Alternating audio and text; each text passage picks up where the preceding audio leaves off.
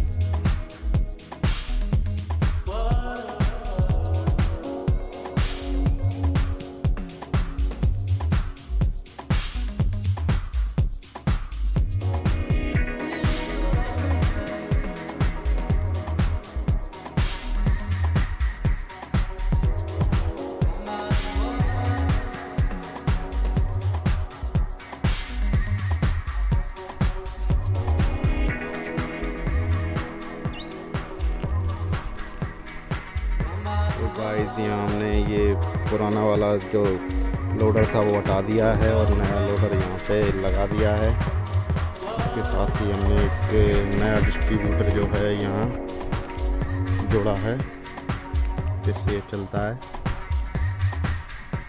इसके बाद चलते हैं इसकी टेस्टिंग के लिए।